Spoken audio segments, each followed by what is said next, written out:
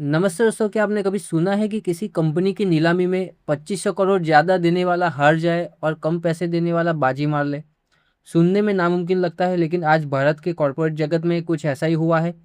एक तरफ थे गौतम अडानी और दूसरी तरफ थे वेदांता ग्रुप के अनिल अग्रवाल। मुद्दा था दिवालिया हो रही जेपी एसोसिएट्स यानी जयप्रकाश एसोसिएट्स का विशाल सीमेंट साम्राज्य। आज 6 अप्रैल 2026 को सुप्रीम कोर्ट से एक ऐसी खबर आई है जिसने वेदांता और अडानी के स्टॉक्स की धड़कनें तेज कर दी है। आज हम रिकॉर्ड करेंगे कि अडानी हारी हुई बाजी कैसे जीत रहा है और क्यों वेदांता की सबसे ऊंची बोली भी फेल होती दिख रही है। दोस्तों, अडानी और वेदांता की इस लड़ाई को समझने के लिए पहले ये जानना जरूरी है कि आखिर वो खजाना क्या है जिसके पीछे ये दोनों दिग्गज पड़े हुए हैं। जेपी एसोसिएट्स कोई छोटी मोटी कंपनी नहीं थी। एक दौर था जब भारत के इंफ्रास्ट्रक्चर में इनका सिक्का चलता था। दोस्तों, दिल्ली से आगरा जाने वाला वो शानदार हाईवे यमुना एक्सप्रेस याद है? वो जेपी ग्रुप की ही देन है। इतना ही नहीं, नोएडा की बड़ी बड़ी रिहायशी इमारतें और बुद्ध इंटरनेशनल सर्किट यानी F1 रेसिंग ट्रैक, ये सब जेपी ग्रुप ने ही बनाया हुआ है। लेकिन उनका असली कोहिनूर था उनका सीमेंट बिजनेस। उनके पास मध्य प्रदेश, यूपी और आंध्र प्रदेश जैसे राज्यों में विशाल सीमेंट प्लांट्स और चूना पत्थर की कीमती खदानें हैं। अडानी की नज़र इन्हीं प्लांट्स पर है, क्योंकि इससे उन्हें सीमेंट सेक्टर में रातों रात सेंट्रल इंडिया के मार्केट में अपनी पकड़ मजबूत करने का मौका मिल रहा है। लेकिन कहते हैं ना कि ज़रूरत से ज़्यादा महत्वाकांक्षा भारी पड़ जाती है।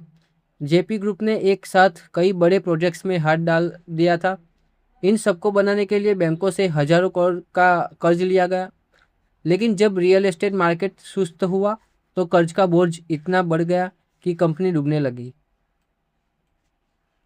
दोस्तों, जेपी एसोसिएट्स का साल 2017 तक कर्ज 25,000 करोड़ के पार चला गया और मामला दिवालिया अदालत यानी एनसीएलटी में पहुंच गया।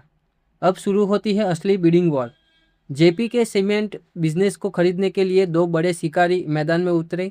सबसे पहले वेदांता ग्रुप के चेयरमैन अनिल अग्रवाल ने दांव खेला और करीब 17,000 करोड़ की भारी भरकम बोली लगाई। दूसरी तरफ अडानी ग्रुप के गौतम अडानी ने अपनी बोली 14,535 करोड़ रखी। दोस्तों, अब गणित तो यही कहता है कि 17,000 करोड़ वाली बोली जितनी चाहिए, लेकिन बैंकों की कमेटी ने अडानी को चुन लिया। इसके तीन बड़े कारण थे। सबसे पहला है, अडानी ने बैंकों को कहा कि वो 6,000 करोड़ तुरंत अप फ्रंट कैश देंगे। बैंकों को हमेशा वो सौदा पसंद आता है जहां पैसा तुरंत हाथ में आए। दूसरा है, अडानी ने वादा किया कि वो पूरा भुगतान 2 साल में कर देंगे, जबकि वेदांता का प्लान 5 साल का था। बैंकों को लगा कि आज का पक्का पैसा कल के वादों से बेहतर है। उस समय वेदांता खुद अपने पुराने कर्ज की रिस्ट्रक्चर करने की कोशिश कर रहा था, जबकि अडानी ग्रुप के पास भारी कैश रिजर्व था। बैंकों को लगा कि अडानी के साथ डील सेफ लग रही है। लेकिन दोस्तों, वेदांता इस फैसले से खुश नहीं था। इन्होंने इसे सुप्रीम कोर्ट में चुनौती दी और मांग की कि अडानी के टेक ओवर पर रोक लगाई जाए। लेकिन आज यानी 6 अप्रैल को सुप्रीम कोर्ट ने बड़ा धमाका किया। कोर्ट ने अडानी के पक्ष में फैसला सुनाते हुए टेक ओवर पर रोक लगाने से इनकार कर दिया। कोर्ट ने कहा कि अडानी अपना काम जारी रख सकते हैं। यह अडानी के लिए एक बहुत बड़ी कानूनी जीत है। हालांकि ये कहना कि अडानी पूरी तरह केस जीत गए हैं, ये थोड़ी जल्दबाजी होगी।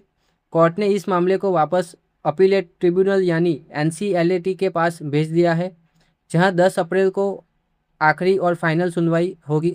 यानी अडानी फिलहाल रेस में सबसे आगे तो है, लेकिन आखिरी फैसला आना बाकी है। तो दोस्तों, जैसे ही कोर्ट की खबर आई, अडानी एंटरप्राइज के शेयरों में 4% से ज़्यादा की तेज़ी देखी गई।